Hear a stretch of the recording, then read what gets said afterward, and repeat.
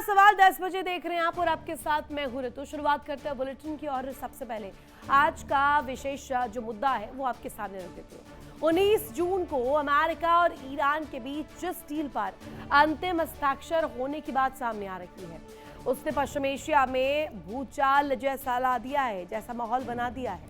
कागजों पर यह समझौता शांति की दिशा में बड़ा कदम माना जा रहा है, लेकिन जमीनी हकीकत इससे ठीक उलट है, खौफ और तनाव से भरी हुई है। इजराइल इस डील को अपने सुरक्षा हितों पर सीधा खतरा बता रहा है, जिसके चलते नेतन्याहू ने अमेरिका के खिलाफ जाकर और लेबनान पर हवाई हमले कर हिजबुल्लाह को जंग के मैदान में खड़े होकर के ललकारा है।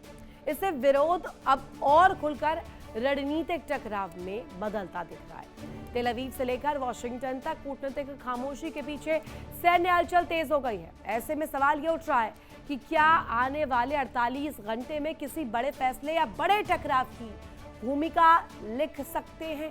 क्या इजराइल इस समझौते को रोकने के लिए प्रीएम्प्टिव एक्शन ले सकता है? और क्या नेतन्याहू सरकार इस डील को जमीनी हकीकत बनने से पहले ही किसी बड़े सैन्य कदम से बदल देगी? पूरी दुनिया की निगाहें अब इसी पतली रेखा पर टिकी हुई है, जहां डिप्लोमेसी और युद्ध के बीच फर्क सिर्फ वक्त का रह गया है। समय बताएगा कि यहाँ पर डिप्लोमेसी के तार सही जुड़ते हैं या सीधे सीधे ये विश्व युद्ध 3 की कगार पर पहुंचता है। मिडिल ईस्ट की राजनीति एक ऐसे मोड़ पर आकर खड़ी हो गई है जहां डोनाल्ड ट्रंप और बेंजामिन नेतन्याहू के रास्ते अलग अलग हो गए। ट्रंप ने ईरान के साथ शांति समझौते की ओर अपने कदम बढ़ाए, वहीं नेतन्याहू ने जंग के मैदान में खड़े होकर लेबनान के खिलाफ जंग जारी रखी। नेतन्याहू ने खुद ट्रंप के समझौते से अलग करते हुए साफ कर दिया कि अभी जंग खत्म नहीं हुई है। नेतन्याहू का यह बयान ऐसे समय पर आया जब ट्रंप ईरान के साथ डील करने के बहुत करीब थे। प्रधानमंत्री बेंजामिन नेतन्याहू ने साफ कर दिया कि चाहे अंतर्राष्ट्रीय समझौते कितने भी हो, इजरायली सेना गाजा, लेबनान और सीरिया से पीछे नहीं हटेगी। उनका दावा है कि क्षेत्रीय सुरक्षा और ईरान समर्थित खतरों के खिलाफ ये तैनाती बेहद जरूरी है। इस बयान के बाद पश्चिम एशिया में तनाव और रणनीतिक टकराव एक नए चरण तक पहुंचता हुआ दिखाई दे रहा है। पीछे हटने को इजरायल तैयार नहीं है। यूएस ईरान डील के बाद पश्चिम एशिया में तनाव बढ़ता हुआ नजर आ रहा है। अमेरिका ईरान डील पर इजरायल की कड़ी नाराजगी भी सामने आई है। साथ ही साथ अमेरिका की मध्यस्थता से बना नया डिप्लोमेटिक फ्रेमवर्क, सीरिया में सिक्योरिटी जोन बनाए रखने का दावा और ईरान समर्थित समूहों पर इजरायल का फोकस, लेबनान और साथ ही साथ सीरिया से सेना नहीं हटाने का फरमान नेतन्याहू का। हिजबुल्लाह के खिलाफ इजरायली हमले जारी रहेंगे, जब तक जरूरी होगा तब तक हमारी सेनाएं तैनात रहेंगी। ये भी बेंजामिन नेतन्याहू की तरफ से बहुत क्लियर इंडिकेशन दिया गया है। अब डील पर 48 घंटे भारी है। 48 घंटे बाद होने क्या वाला है? नेतन्याहू ने नहीं मानी दोस्त डोनाल्ड ट्रंप की बात। ईरान के साथ यूएस की डील मंजूर नहीं है। ईरान को परमाणु हथियार बनाने से रोकना बेहद जरूरी है, ये नेतन्याहू का कॉल है। मैं नहीं चाहता कि ईरान को परमाणु हथियार रखने की इजाजत तक दी जाए। इजराइल अपनी सुरक्षा करने के लिए सक्षम है और मेरे रहते यानी कि बेंजामिन नेतन्याहू के रहते हुए ईरान परमाणु हथियार नहीं बना सकता। इसी पर करेंगे बड़ी चर्चा। क्या दोनों के बीच यानी कि डोनाल्ड ट्रंप और बेंजामिन नेतन्याहू के बीच जो खटास है वो मिडिल ईस्ट का ये संकट और ज्यादा भयानक और विध्वंसक बना देगी।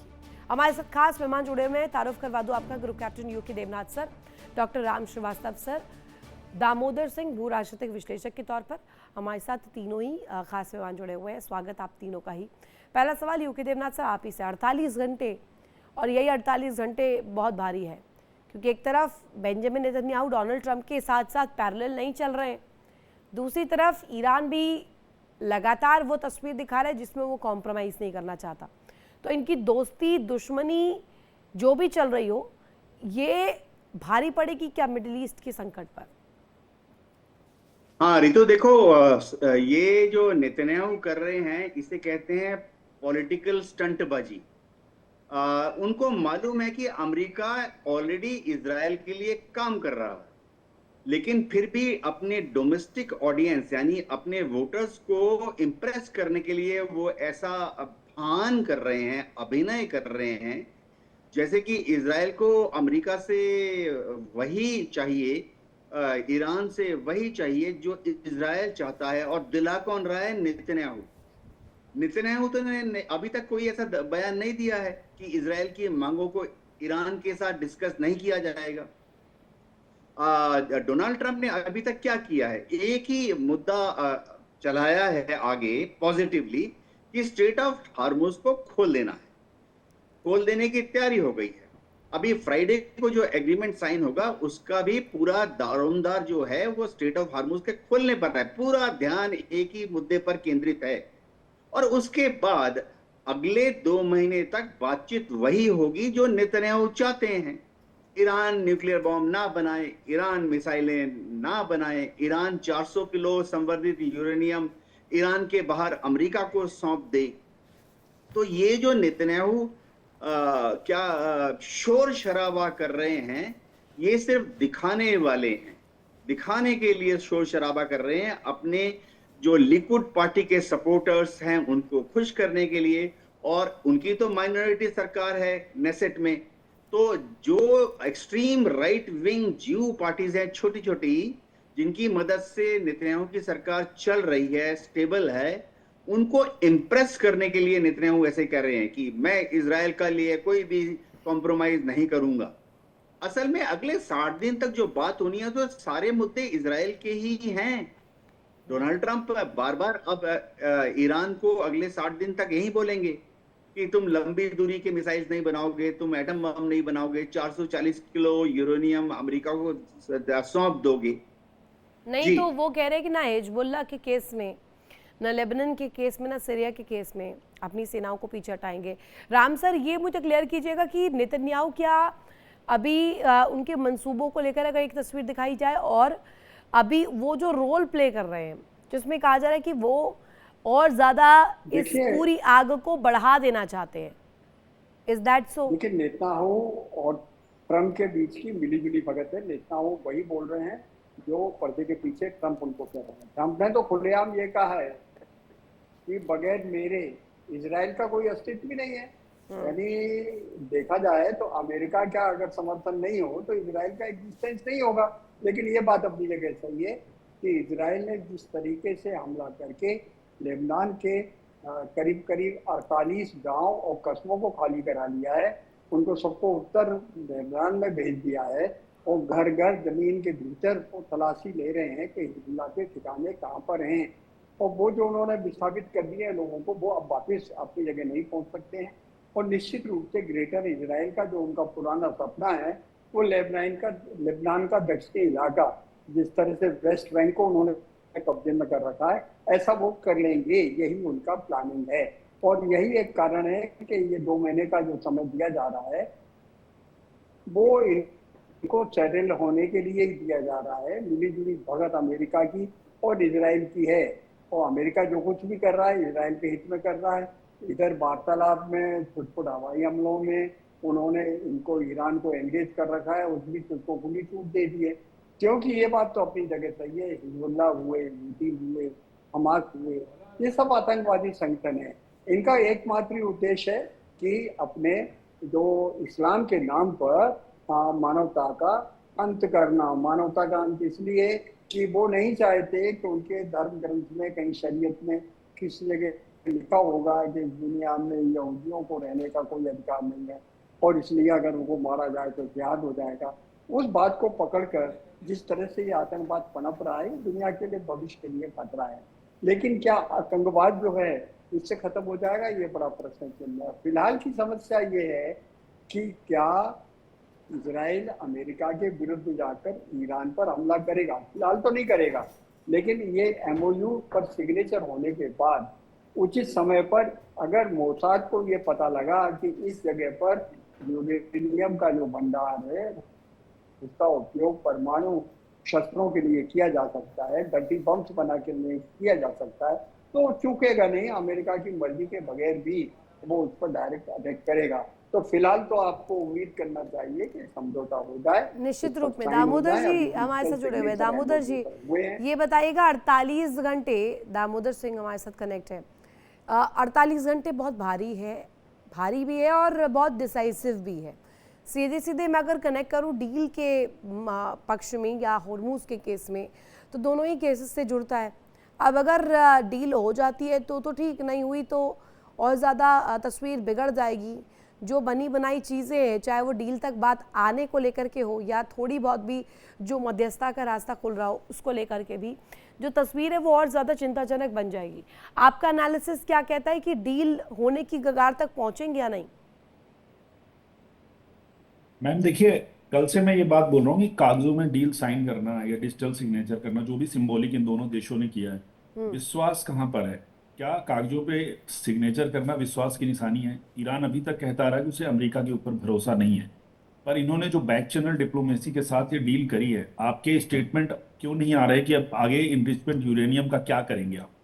पूरे विश्व में तो आपने ये ढिंढोरा पीटा ना कि लड़ाई तो आपने इनरिचमेंट यूरेनियम संवर्धन रोकने के लिए करी, उस पर आपका कोई स्टेटमेंट नहीं है। आगे जो आईएई है वो कैसे आके वहां पे इनरिचमेंट या ईरान का जो प्रोग्राम है उसको कैसे चेक करेगी, कोई स्टेटमेंट नहीं, कोई वहां पर आपने स्ट्रेटजी अपनी पब्लिश नहीं करी, ना जनता को बताया कि आपने समझौते कर लिए। पूरे दुनिया में आपने मारा मारी मचा के रखी, भारत का भी नुकसान हुआ, लोग भी मारे गए।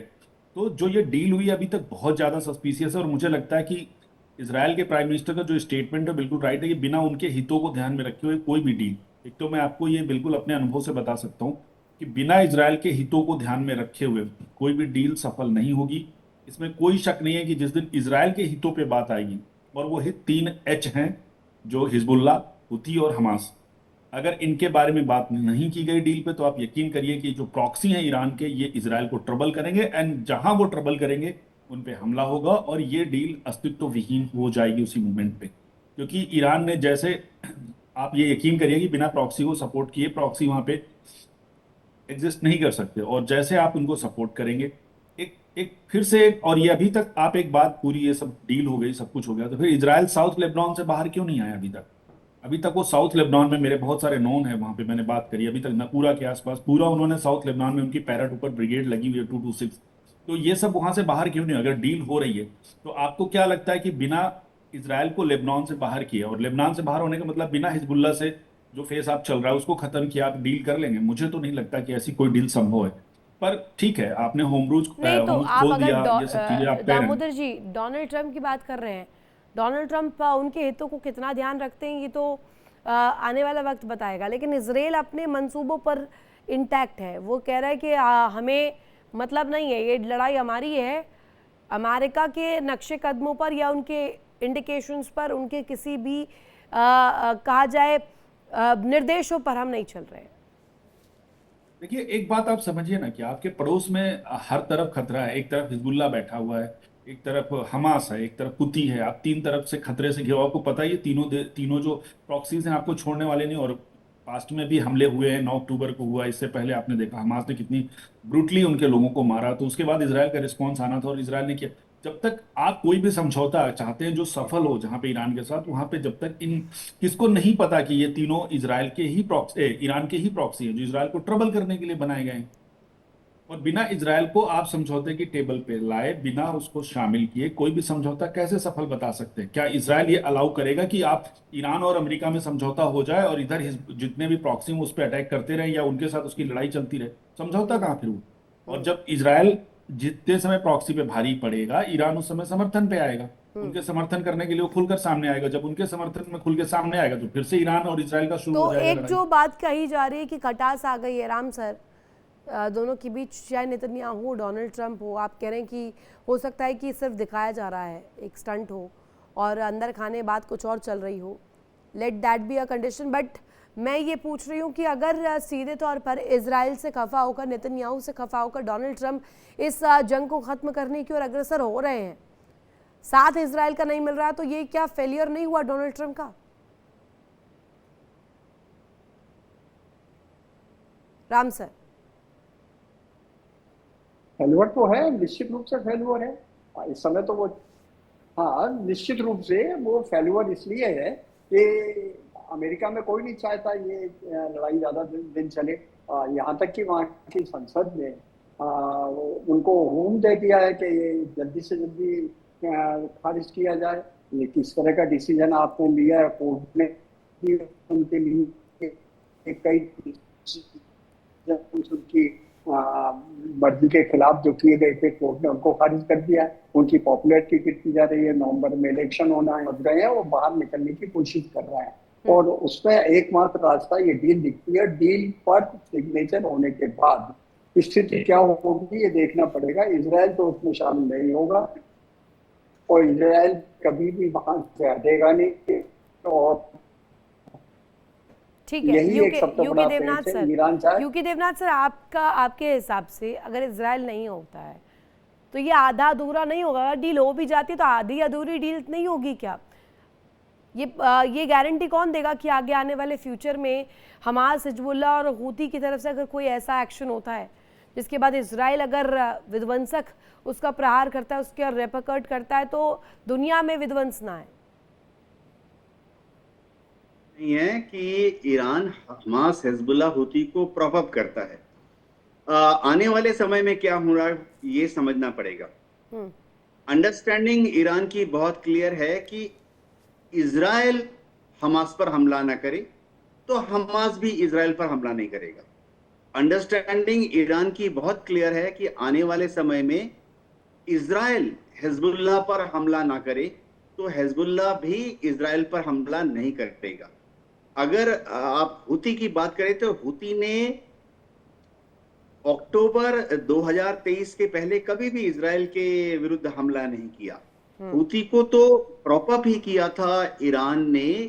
यमन की सरकार, सना में जो सरकार है, जो कि सुन्नी सरकार थी, सऊदी अरेबिया की सपोर्ट से चल रही थी, उसको गिराने के लिए हूती को जब रेस किया गया था, कोई मंशा नहीं थी ईरान की कि हूती का इस्तेमाल ईरान के जो रूलर्स हैं, ईरान के जो सत्ताधारी लोग हैं, उनका पर्पस हूती को रेस करना कभी भी इजराइल के खिलाफ नहीं था।